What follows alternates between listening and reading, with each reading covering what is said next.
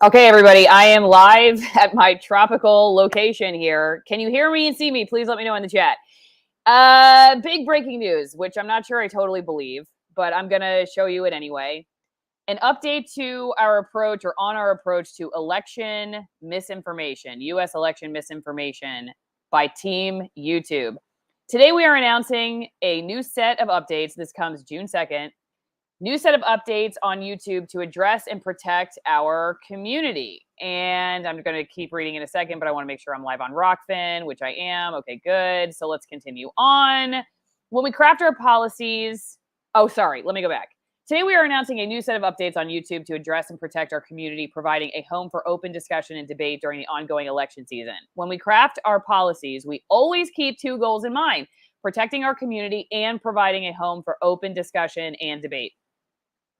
Right. Providing a home for open discussion and debate. Okay, we'll get to that in a second. These goals are sometimes in tension with each other, and there is perhaps no area where striking a balance is more complex than political speech. Maybe medical speech. We've seen that over the last couple of years. The ability to openly debate political ideas, even those that are controversial or based on disproven assumptions, is core to a functioning democratic society, especially in the midst of election season. What? Where were you guys over the last couple of years? Okay, this is why I just don't know if I buy this, or I don't know who's pushing them on this or who's pulling the strings, but since when did YouTube believe this? The ability to openly debate political ideas or like any idea, even those that are controversial or based on disproven assumptions, is core to a functioning democratic society, especially in the midst of election season. So I don't know who came up with that one all of a sudden. So they're saying they first instituted a provision of the elections misinformation policy focused on the integrity of past U.S. presidential elections in December 2020, once the state's safe harbor date for certification had passed. 2 years, tens of thousands of video removals, and I'm going to show you one of the videos that was removed, which all Matt Orfalea did was put clips from corporate news, basically, of stuff that was already out there, of people like Hillary Clinton questioning the election. I'm going to play that because I figured, you know what, today we can test it out. Because honestly, I got nothing to lose on YouTube. I'm already losing subscribers. I bleed subscribers. I make no money. So we're going to test it out. I'm going to play this video that was removed. We're going to see if they take it off my channel, if they give me a strike. I really don't care. So we're going to play that in a second, but let's just keep reading this. So yes, they admit that they've removed tens of thousands of videos. And now they're recognizing it's time to reevaluate the effects of this policy because of today's changed landscape, or in today's changed landscape. Whatever the change is, I'm not really quite sure. In the current environment, we find that while removing this content does curb some misinformation, it could also have the unintended effect of curtailing political speech without meaningfully reducing the risk of violence or other real-world harm. With that in mind, and with 2024 campaigns well underway, we will stop removing content that advances false claims that widespread fraud, errors, or glitches occurred in the 2020 and other past U.S. presidential elections. This goes into effect today, Friday, June 2nd. As with any update to our policies, we carefully deliberated this change. Now, there is still stuff that they're not going to allow. And it says right here, all of our election misinformation policies remain in place, including those that disallow content aiming to mislead voters about the time, place, means, or eligibility requirements of voting, false claims that could materially discourage voting, including those disputing the validity of voting by mail, and content that encourages others to interfere with the democratic processes. And so I got to say, I just, because of that, the reason I even have a question mark in the thumbnail of this video is because I just don't know what's going to totally change, because within what I just read you, if they want to remove a video, they could absolutely, I'm sure, find a way to fit it into what I just read you. So they're saying that they're going to allow people to question, to have these debates, right? Oh, we're going to, there's nothing more important to democratic society functioning during election season than this. But, but we do have the misinformation policies in place. You can't mislead voters about the time, place, means, or eligibility requirements for voting. You can't make any false claims that could materially discourage voting. Okay, so that could be anything. And, disputing validity of voting by mail, you can't talk about that. Content that encourages others to interfere with democratic processes. I mean, what does that mean? So I don't know. I don't think this is really necessarily going to change much. I'm curious what you all think about it. I will show you this NPR article right here, which I thought was really kind of funny, actually. Let me see if I can, here it is. Can you see this? You guys see this? Okay.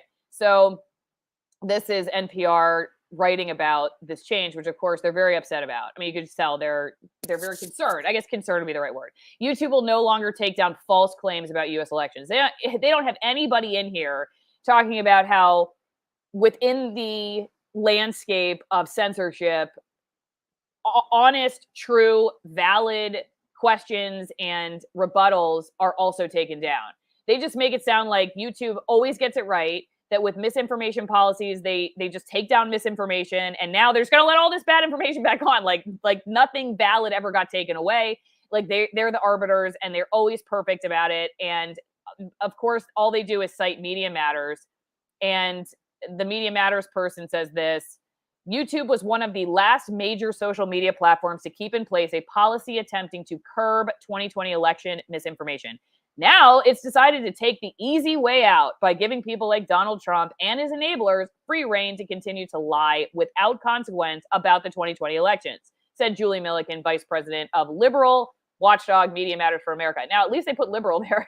So YouTube and the other platforms that preceded it in weakening their election misinformation policies, like Facebook, have made it clear that one attempted insurrection wasn't enough. They're setting the stage for an encore. And I have to say, for the folks who watch me who would call themselves real liberals, they would not align with Media Matters. So I just want to put a shout out to those who would consider themselves a real liberal and not like a neoliberal DNC groupie. So, all right, you guys want to see the video? Do you want to see the video? I'm going to show you the video in a second. I have the video that Matt Orfalea had taken down, and so we're going to watch that. And we're going to test out YouTube talking about that they're not going to take this down. I don't know. We'll see. We'll see what they do with my channel. But first, don't forget that you can support my work by getting an amazing glass of wine. It's 5 o'clock somewhere, and you can see I'm at the beach. I'm at my parents' house because this is one of the only places I can find Wi-Fi internet where I am right now. Our new homestead in Florida. We left Washington, in case you didn't know that. The internet's terrible, so I either have to broadcast from the truck or I go to my parents. So I'm at my parents. So anyway, for all those people out there that are having to go do work in their truck, you should go to AllisonWinePromo.com. No, only if you're in the passenger seat, not if you're a driver. But these are all amazing wines, extremist altitude wines you can't get at the grocery store. And as I always say, if you want to be an extremist, but you don't want to go to jail, this is a great way to start.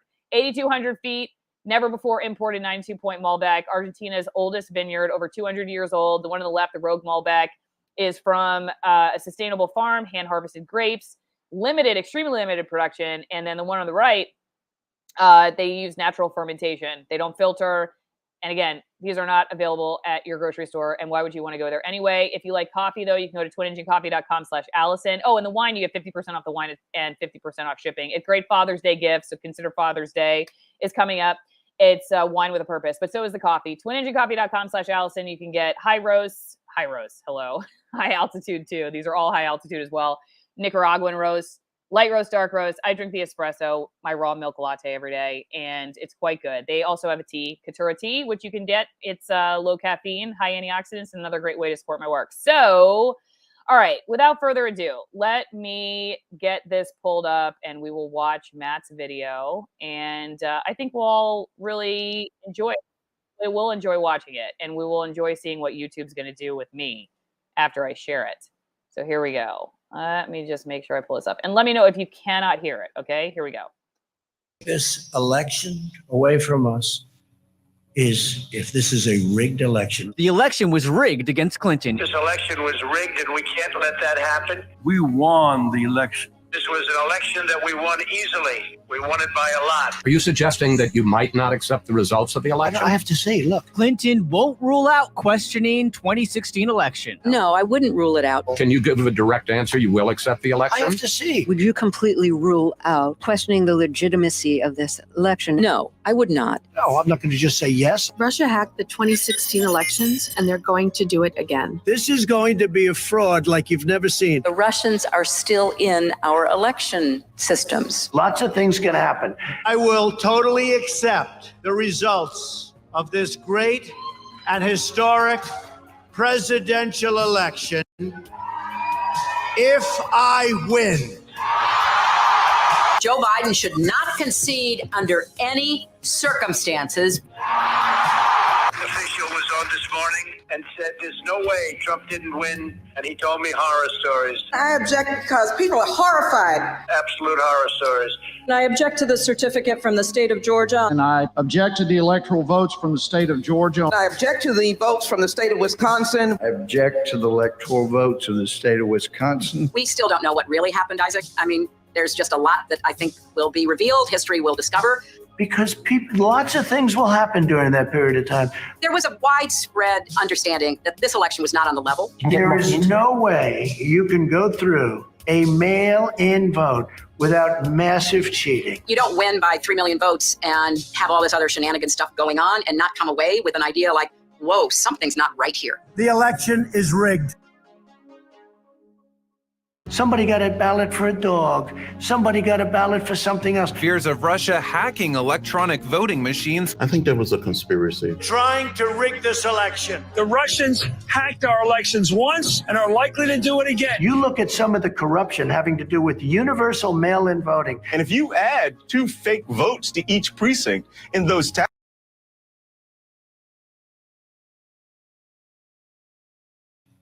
if Sorry, hang on. I accidentally touched it. Hang on. It should go back. Hang on. Let me make sure the volume is back up.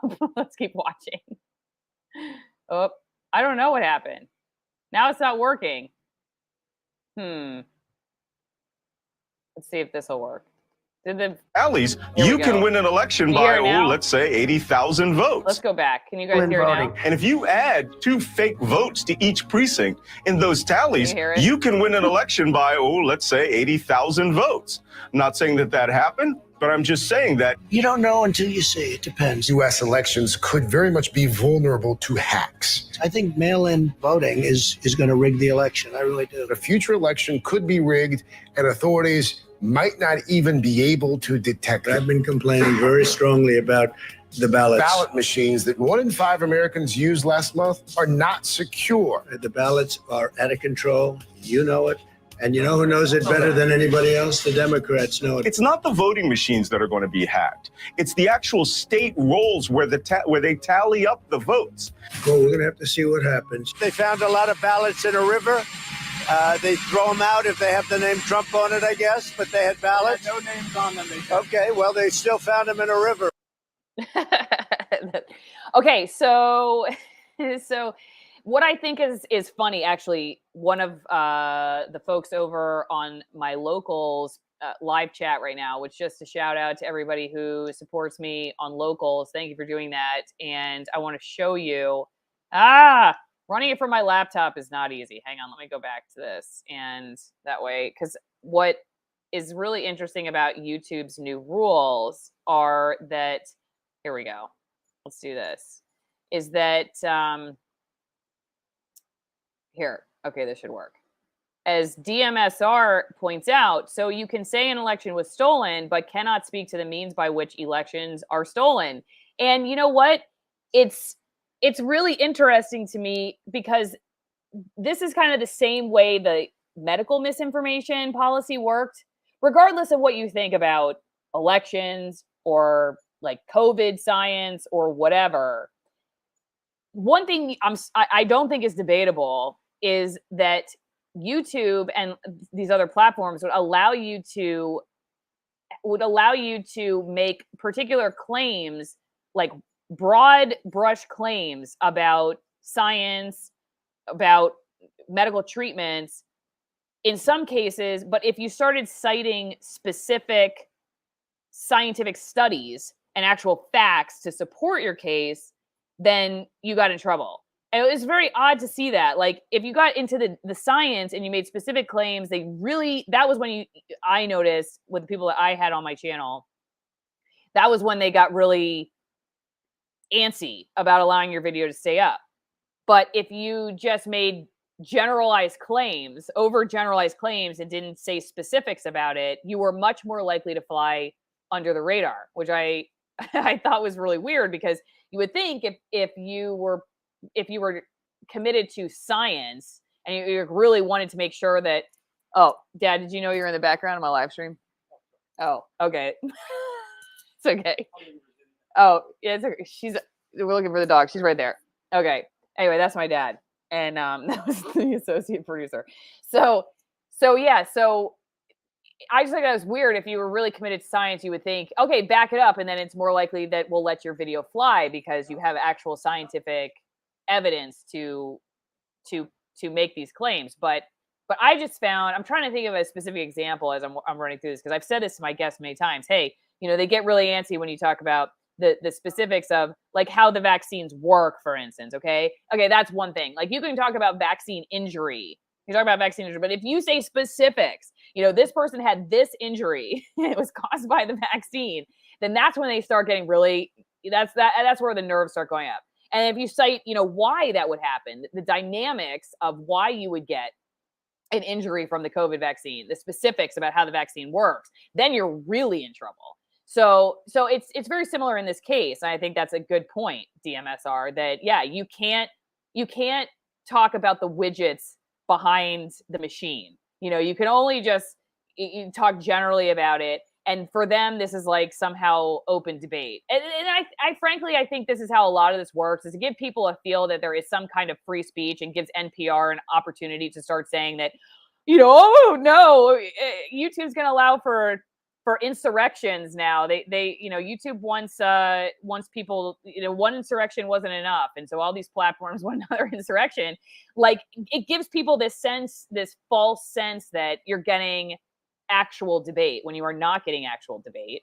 And because you can't talk about how the sausage is made.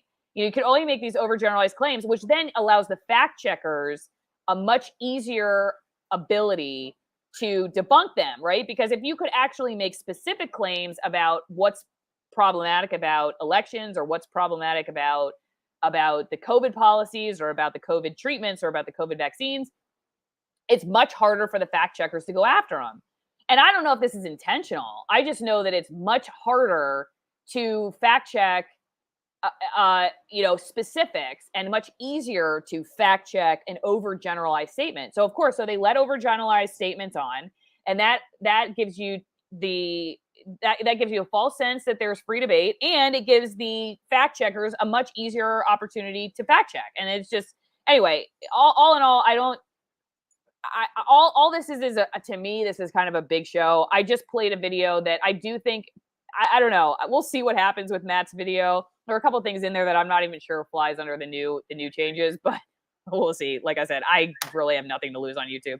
So anyway, well, thank you everybody for the support. Yeah, and let me just go back to locals real fast, because this is another good point here from Critical Thought. They have nothing to debate with. If we bring up the widgets in the debate, they resort to spears and censorship instead.